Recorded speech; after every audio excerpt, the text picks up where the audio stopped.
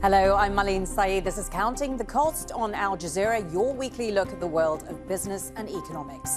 This week, from your smartphone to your electric car, China controls the critical minerals that run the modern economy. The US and Western nations want to break that grip, but can they? Washington is spending billions of dollars to stockpile critical minerals and wants a trading bloc with its allies to set prices. Is this an opaque moment, a cartel for the elements, or is China too far ahead to catch up? Africa and Latin America hold a vast wealth of critical minerals, yet many resource-rich nations are amongst the world's poorest. As China and the West compete for their resources, can producing nations write the rules?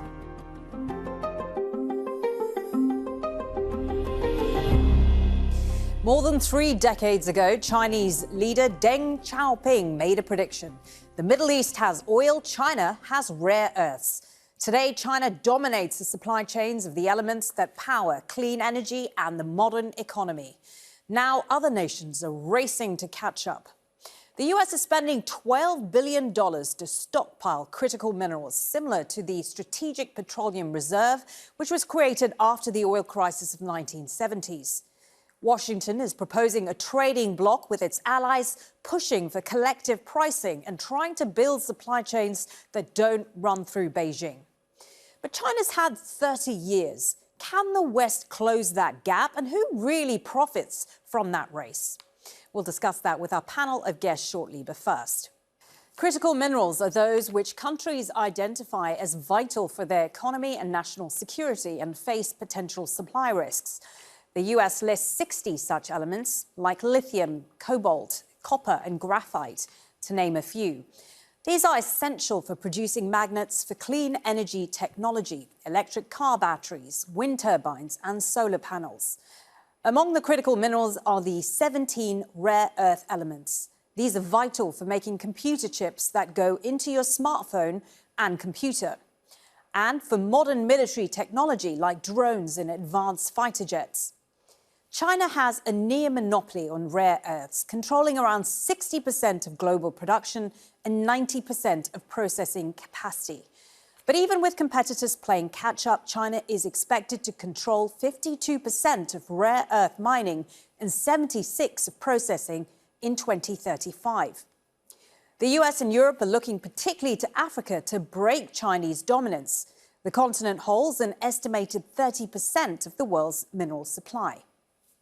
Let's discuss this further. Joining the conversations from Brussels is Emily Iona Stewart. She's head of policy at Global Witness. From Beijing, we have Andy Mock, who is senior research fellow at the Centre for China and Globalization. And from Johannesburg, Claude Kabemba, executive director of the Southern Africa Resource Watch. Thank you for joining the programme. Emily, if I can start with you, because critical minerals are now being cast as the new oil. But is there a genuine supply issue here?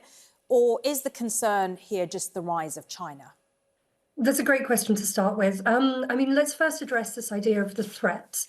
This is something that's been built up over a number of years, and it has been built up with the acquiescence of countries like the United States and the EU, who have effectively deindustrialized, sent their industries overseas where the pollution could be outsourced and the labor was cheaper. It's only really in the last few years, as the geopolitical balances have shifted and the US have taken a more aggressive stance against China, that people have started to say, is this the way that we want the supply chain to look, where there's so much being controlled by one country? And how can we now, in the next few years, catch up on what China has been doing for the last 30 years? So just to be clear, does this narrative that the Chinese have a stranglehold over rare earth minerals, is that accurate or exaggerated? It's absolutely accurate, although I think the wording I dispute about the stranglehold, because again, this is something that hasn't just happened unilaterally with China. Of course, they've set up their own economies in a way to make sure that they are set up across the supply chain for rare earths. But this was something that was really allowed by many countries through their own deindustrialization efforts and sending things to China. So previously, this arrangement worked. China would mine in resource-rich countries. They would refine these things, they would turn them into products and sell them at a cheap price to countries who were buying them. As I said, it's only really in the last few years, as the geopolitical balance has shifted and the mood has shifted, that we've started to use words like stranglehold rather than trading relationship.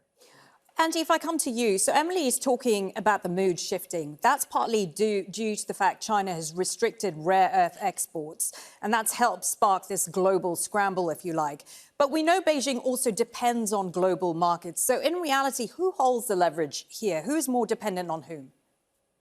Yeah, that's a good question, Marlene. And, I think from China's perspective here, first of all, it played by the rules. I think Emily made a great point, and let me just elaborate on that a little bit. In 1992, Deng Xiaoping indeed did say the Middle East has oil, China has rare earths. And that took tremendous foresight because at the time, these were not very valuable components or raw materials. And it really took 20 years of intense effort at China's speed and China intensity to reach where we are today.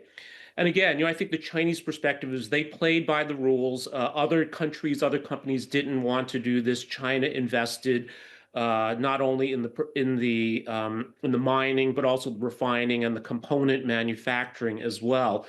And the only reason I think we're here talking about this is that this is actually a calibrated response to the American weaponization of global supply chains. So look at semiconductors, look at EUV lithography machines from ASML in the Netherlands, et cetera, et cetera, et cetera. So in this sense, I would not say this is a threat to the rest of the world, that, everyone plays by the rules, that we really wouldn't have a problem here. And I wouldn't say that which side needs each other more. I think really this is truly a world of mutual interdependence, whether we're talking about rare earth metals, whether we're talking about semiconductors, whether we're talking about cross-border capital flows, even cross-border labor flows. So I think really everyone prospers when we can all follow a globally accepted set of rules and not try to weaponize parts of the global ecosystem. Claude, if I can ask you then, listening to what Andy had to say there, if everyone plays by the rules, everyone will benefit. Does that apply to Africa?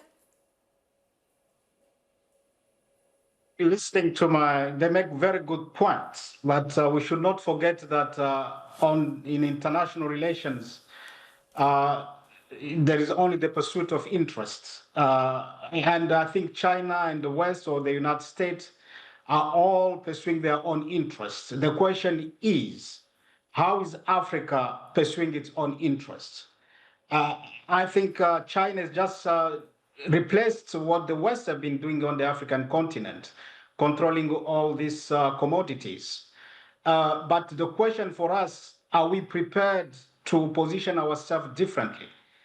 And what is coming out of this continent is that this opportunity brought about by the energy transition and green industrialization has found us again unprepared to fully benefit. I say this because we don't have the basics. We are not investing in the basics for us to own, control, and claim sovereignty on these resources. Look, we are not investing significantly in skills. We are not investing significantly in technology. And these two are important if we are going to claim ownership and add value to these resources. Again, the interest of Africa, considering the capacity of individual states, we cannot go it alone.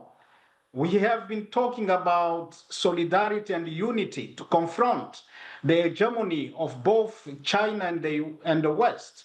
Unfortunately, that solidarity is taking long to materialize. We continue to sign bilateral agreements with the United States. We continue to sign bilateral agreement with China or the EU. That is a big mistake. What we need to do is to come in as a unity and to find the modus operandi to negotiate with the EU or the United States of China. And that is still a long way to go, but there are policy pronouncements on the continent for that to happen. And if it does not happen soon, we might lose this opportunity. Okay, thank you for that, Claude. Let's pause for a moment because I think this is a good moment to explain to our viewers what's really caused the race for rare earths to suddenly heat up and how the US and other Western nations hope to break China's dominance. Fadia Khan reports. They are the basic ingredients for the global energy transition, manufacturing and tech industries. Demand for critical minerals has never been higher, and huge demand for computer chips to build AI data centers has exposed bottlenecks in supplies of rare earth minerals vital for high-tech components. China has a near monopoly on the rare earth supply chain, thanks to its vast reserves and a 3-decade strategy to dominate production. It gives Beijing a level of economic and diplomatic leverage that the United States, Europe and its allies are not comfortable with. At a critical mineral meeting in Washington last week, Japan, Mexico and the European Union agreed to cooperate with the US to establish new supply chains and weaken Chinese dominance.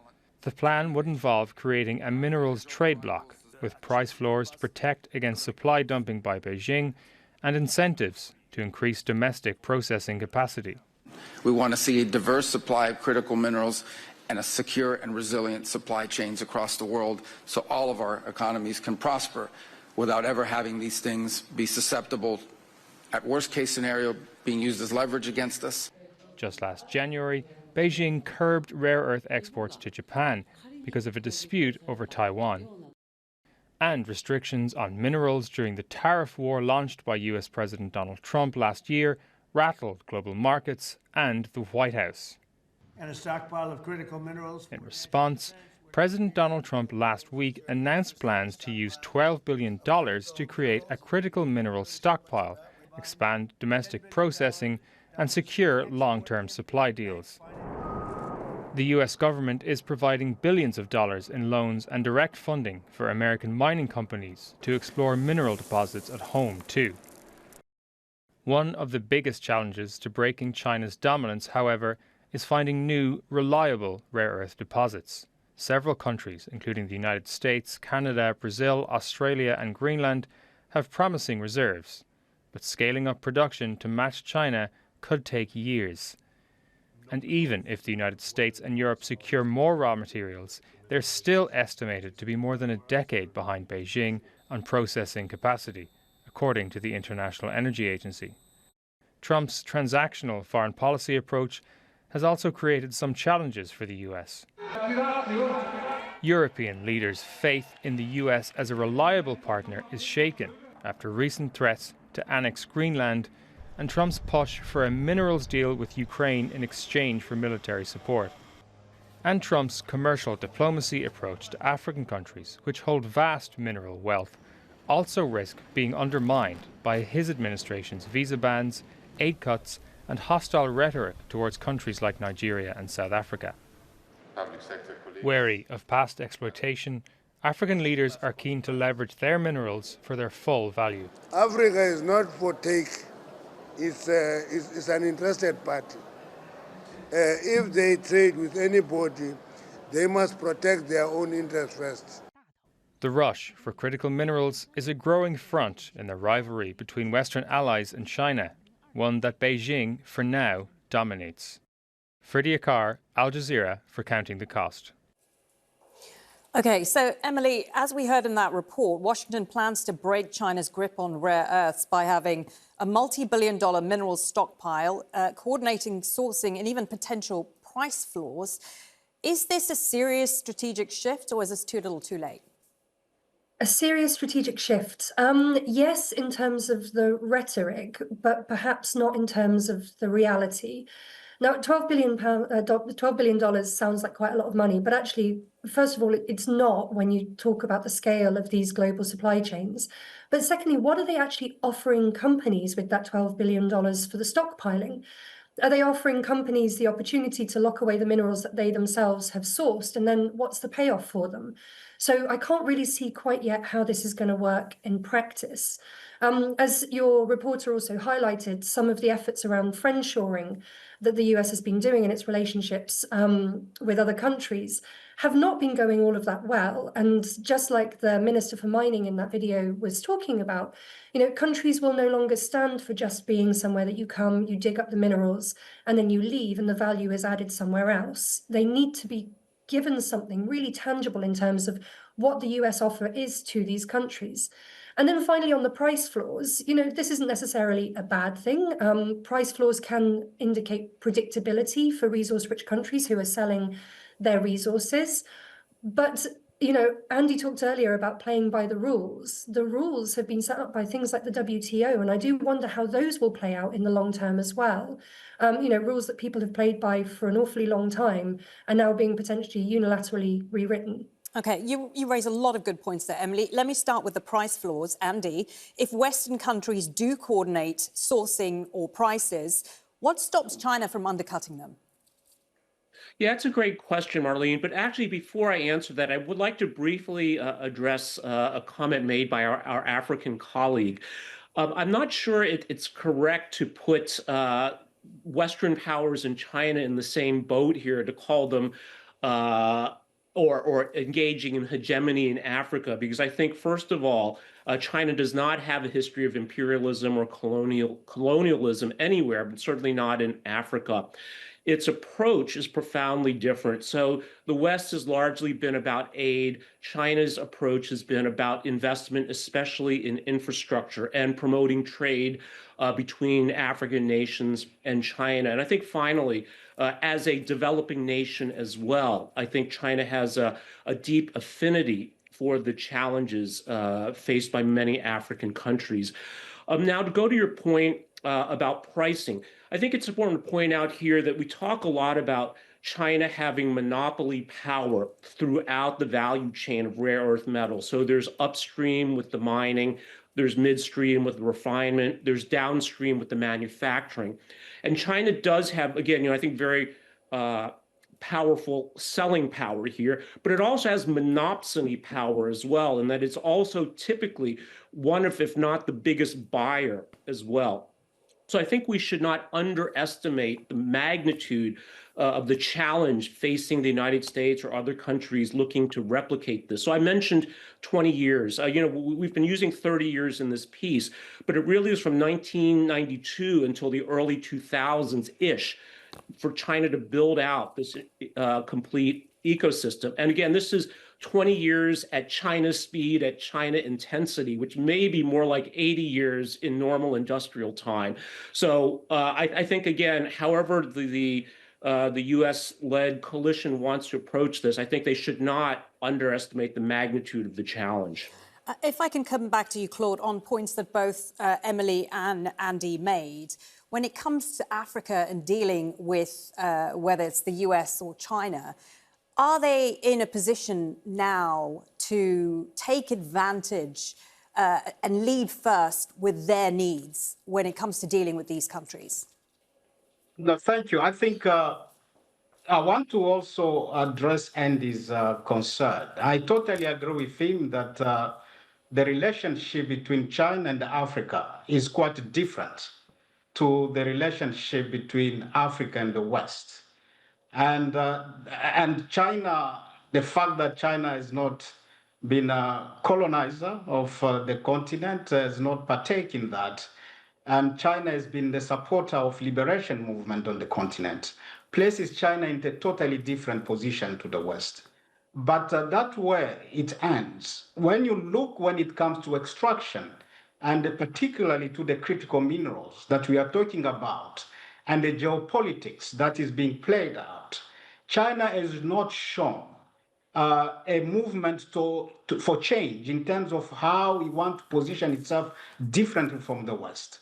China continues to export raw materials, despite the fact that the continent is calling on China to support Africans to add value, to industrialize. We haven't seen a strong commitment to that. I know at FOCAC, China has spoken about supporting the African to industrialize, to add value, but we haven't seen that turn into practice.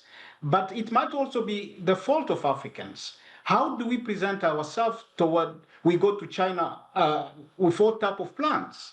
I think when you go to FOCAC, we go in a disparate, in a divided way, where each one of our government takes its own project there. I think if we are going to take advantage to answer your question, I think the opportunity is there to ensure that whoever wants to come and extract on the African continent must play by the African rules. And the African rules are very clear now. We have the African mining vision, which want us to add value on the continent. And whoever wants to take these resources must demonstrate that, must add value on the continent and export finished goods.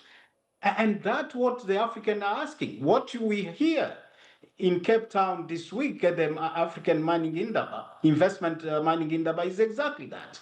That we should not go to China divided, we should not go to the EU divided or to the United States. The approach where they want to divide the African government is something we need to resist. And the question is, are we resisting? Okay. I don't think we are resisting. All right. And that's what we need to work much more to create that solidarity and unity. Right. I want to talk about whether there are alternatives here to some of the ideas that are being put forward. Emily, if I come back to you, we know that it takes decades to get some of these mining projects to come online. Processing plants cost billions of dollars. Are there any alternatives? For example, why not focus, for example, on recycling of rare earths? Is that a possible solution? We know that only 1% of rare earths are recycled. Why is there no focus on that? Yeah, absolutely. I mean, I'm talking to you from Brussels, the heart of the EU, and in the European Union. For decades, we've had amazing knowledge about how to recycle things, and R&R into recycling goods. And this is something that we can only be investing more in. But before we even think about recycling, we need to have a conversation about actual resource use. We've highlighted the growing number of goods that these minerals are going into. You know, once we were talking mostly about these minerals for their use in the net zero energy transition, and now suddenly we're talking about quadrupling the need for them to put into things like data centers, and drones and bombs and things that don't actually materially improve human existence. So first of all, I think we need to assess, you know, what are we actually using these minerals for? And are we using them in the way that best advances the human race? And then think about how much we're using of these. You know, efficiency, sufficiency measures never seem to be at the forefront of policy making, and yet these are really great policies that can help reduce the pressure on these supply chains right up front. Andy, what do you think about what Emily's saying there? Is it realistic for countries to look at it in that way? I think it absolutely is, Marlene. And, you know, I think these are not mutually exclusive choices in that certainly, you know, as we've been talking about, China's invested enormous amounts of time, manpower, and capital into building this rare earth ecosystem. But at the same time, we all also see the exploding demand that's only going to increase. So certainly recycling, developing alternatives, I think all make sense. And certainly, you know, from the Chinese perspective, you know, again, it's that everyone prospers if there's respect for mutual sovereignty. We play by commonly accepted rules and don't weaponize the supply chain, then, you know, everyone wins. If we start looking at the ordinary person who is watching this program, if I come to you, Claude, who ultimately benefits most from this race for rare earth minerals? Is it the states? Is it the corporations? Is it the producer countries? Or is it consumers? I think the consumers are benefiting massively. Nothing really remains on this continent beside the little tax that corporate pay. When you look at the type of contract that most of our countries enters in, the margin of collection of this tax is very small. That's why we are saying for us to benefit, really, we need primarily to show our own interest, to invest in skills and development and technology. But at the current pace of the green energy transition, Africa will need support.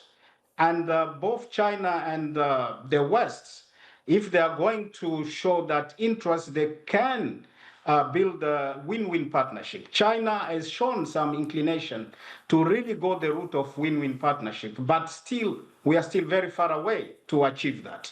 So really, Africa is not benefiting. The only time we are going to benefit is when we start manufacturing on the continent. And we have to be strong enough to negotiate as a group. Going it alone, take the case of either any country on this continent. You cannot negotiate with the EU. You cannot negotiate with the United States. We are calling from China, especially because it controls almost 80% of critical minerals, to show interest, to work with Africa and to achieve the win-win relationship that China promised. And China is capable of doing that, and we are waiting for that. The West, I don't think the West will displace China. I think China has got strong political relations through many schemes like BRICS and FOCAC. China has demonstrated enough cultural linkages, and China really has also shown the support to African infrastructure and many other things. It will be very difficult for the West to dislodge China, but it all depends on Africa. We are running out of time. So if I can bring a final thought to you, Emily, in one sentence, can the West seriously challenge China's dominance? And if so, in what timeline? Difficult, but not impossible, because the bottom line is that countries based on the African continent and other resource-rich countries are ultimately going to be setting the terms. And so if the US, if the EU come with offers which are genuinely these win-win solutions Claude is talking about, saying right up front, we are going to invest in environmental safeguards, social safeguards, governance measures, and make sure that we build this up together. And they come with some serious investment as well, because, as Andy has pointed out, you need to have your foot on the gas with these things. Difficult, but not impossible. And not to forget, none of us have talked about investors here, and they're a really key part in this. Good ESG, good standards. It's not just a nice to have, it's the de-risking that investors are looking for. So if you want to get those investments and if you want to diversify, then that's the way to go. Okay, fantastic to get all your thoughts on the programme today. Emily, Iona Stewart, Andy Mock and Claude Kabemba, thank you for joining us. And that is our show for this week. You can get in touch with us on X. My handle is @Marlene Saeed. And make sure to use the hashtag AJCTC when you do. Or drop us an email. countingthecost@aljazeera.net is our address. And there's more for you online at aljazeera.com/CTC. That will take you straight to our page, which has individual reports, links, and entire episodes for you to catch up on. That is it for this edition of Counting the Cost. I'm Marlene Saeed from the whole team. Thanks for joining us. The news on Al Jazeera coming up.